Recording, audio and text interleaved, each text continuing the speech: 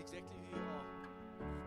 That's exactly who you are. I see a victory, for the battle belongs to you, Lord. That is exactly who you are. That's the kind of Father you are to us. A way maker, miracle worker. You take what the enemy's meant for evil and you turn it for good, because you're a good Father. Cole, come up here quickly. Cole's just going to share something with us about the Father. And I pray that we can take something out of this. Thanks so much, Cole. Maybe see you. Good morning. Morning. Before I came to Freedom Church, I used to think that Sunday was a sad day. But then I realized that yesterday was a sadder day.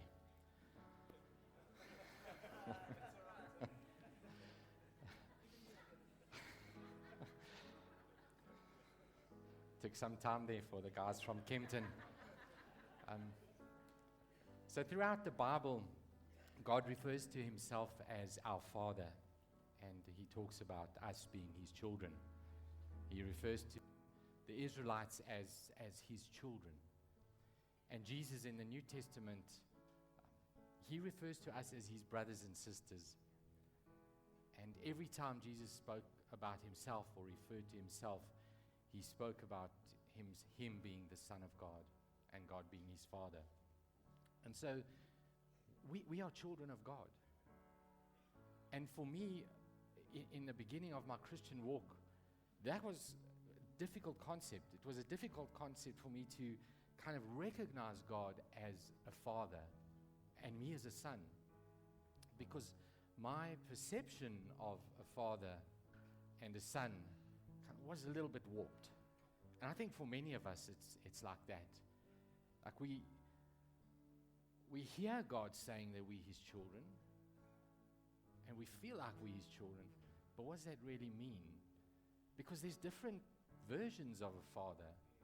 And when I think of my own life, and I think of the beginning times when I used to pray and I used to say, Lord, show me what that means. Show me what it means to be my father, because my picture is skewed. And I looked around me at the different kinds of fathers that we have, and I remember forefathers, not forefathers, but forefathers, four types of fathers that I could relate to. And I had a friend, and I used to go and visit him, and he was one of the naughty kids. And I used to go and visit him. I wasn't one of the naughty kids, but I used to go and visit him. And his father was absent. He didn't have a father, so he never knew his father.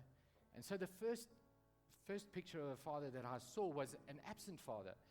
And I remember when I went to go and visit him that things were falling apart at his home. His mom had turned to alcohol, and I suppose that she just couldn't deal with the fact that her husband wasn't there and the father wasn't there anymore. And so it was a mess. And I looked at that and I thought, well, many people don't know what it's like to have a father. The father's totally absent. And then the second picture of the father was a present but absent father. And that's my father. He was present. He was there when I went to bed at night, and he was there when I woke up in the morning, and we always had food to eat, and we had a roof over our head, and we had clothes to wear. But he was unavailable. He was emotionally detached. We didn't have a relationship. So even though I had a father, I didn't have a father.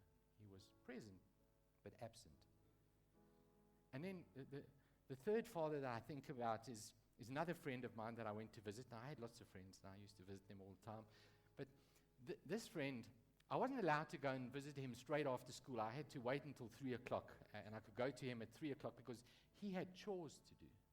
He had to finish this list of chores before his friends could come over.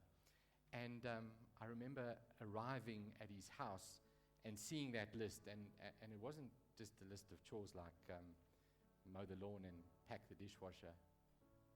Come to think of it, we didn't have dishwashers back then. We were the dishwashers. And it was a long list. It was like a job description, like KPIs and everything. And he had to get it right. He had a job to do. And beware if he did it wrong, or if he slipped up, or if he skipped something. And so his father was a present tyrant, almost like this dictator kind of father. And he he lived in fear of his father. I remember when I was visiting there, we were playing, and we had to play down at the bottom far end of the property because his father was sleeping. And his mother came out and he said, now, you guys, you're going to play down there? Don't you dare wake your father. Anyway, we played, and as boys do, we got a little bit loud, and we did wake his father. And his mother came out, and she called him, and she said, Hansi. His name was Hansi. Get over here. Not Hansi Kronia. Hansi. It's like, get over here. You've woken your father. And I looked at him, and his face, he turned white. Like the fear, because he'd done something wrong.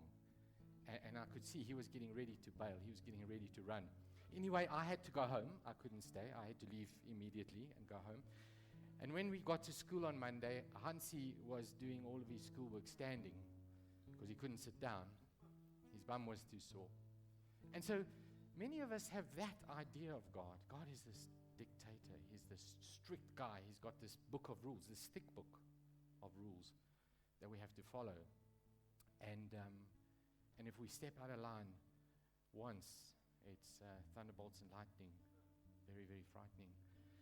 And so that's our perception, our idea, or our vision of what Father looks like. And none of those were what I wanted when I looked at God and He called me son and I referred to Him as Father. None of them were what I wanted. But the fourth picture of a Father is a loving, present Father. Is a Father that's there, that's present and loving and caring. And I think about the story in the Bible of the prodigal son. And I'm not going to tell you the whole story, but go and read it. Go and look at it. There's a loving father who has two sons, and they're on the farm, and the one son leaves, and the other one stays behind. And there's this whole a sermon for another day in that story. But that reminded me of the farm. And when I grew up, we used to go and visit my grandfather. And I used to watch the way he was with my mom, because it was my mom's dad, and the way he was with his daughter, that kind of relationship, that loving, present relationship. And I could relate to that. And as I started reading the Word and reading the Bible and learning, God started revealing to me the picture of what He would look like as a father. And I remember going to the farm school holidays. We used to go to the farm school holidays, my brother and I. We were never allowed to go at the same time because we fought too much. So I had to go for a week, and then he had to go for a week. But I remember visiting my father and my grandfather on the farm. And I remember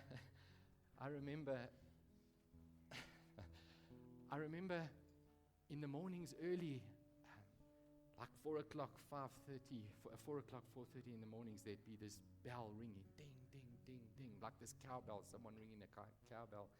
And we'd get up and we'd get dressed in our overalls and gumboots, and sometimes my grandfather would come wake me. Sometimes I'd hear the bell and I'd wake up by myself, and we'd go outside and it'd be dark, like the sun would just be coming up on the horizon, and we'd be going out, and the servants would be coming in. They'd bring in the cows in, the workers, and they'd be getting ready to milk the cows. And yes, milk comes from cows. And they'd be milking, and there'd be this old guy. He must have been about 100. His name was Hosea. And he'd have the fire going, and he'd have this big pot on the fire, and he'd be cooking mealie meal. For those of you in Kempton Park, pup from Kempton Park. He'd be making pop. And the guys would milk, and at the end, when they finished, each guy would get a big bucket, a 5-liter bucket of milk, and big plate of pop, and they'd head off home to their families to go and have breakfast. And we'd go back home, and we'd sit at the table for breakfast. My grandmother would have made breakfast, and we'd be sitting there eating and just talking, having conversation. And I'd say to my grandfather, so what are we going to do today? What's up for today? And we'd just discuss things. And it reminds me of the story of little Johnny. He's sitting at the table eating, and he says to his dad, "Dad, will anything happen to us if we eat bugs?" And his dad looks at him and he says, "Johnny, look, let's not talk about that while we're eating. It's like, let's wait. Ask me after supper." So anyway, after supper, he goes to Johnny and he says, what did you want to know? You know, you asked me about eating bugs. And he looks at his dad and he said, no, it's okay, Dad. There was a bug in your soup, but it's gone now.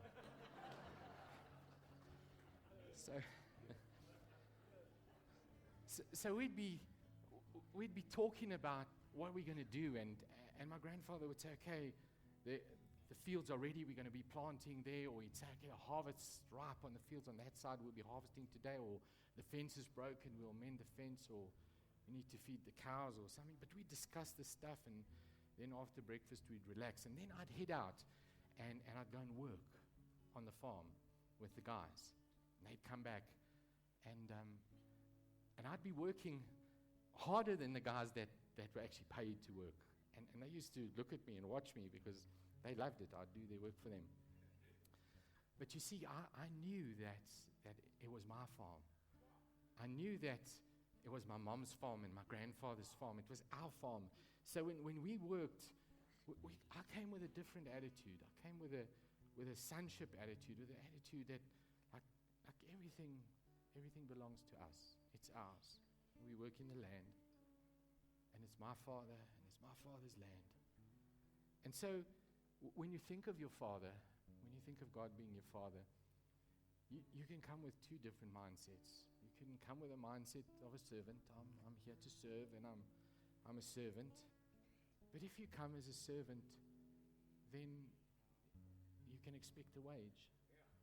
And maybe if you're a good boy or a good girl, you might get a bonus.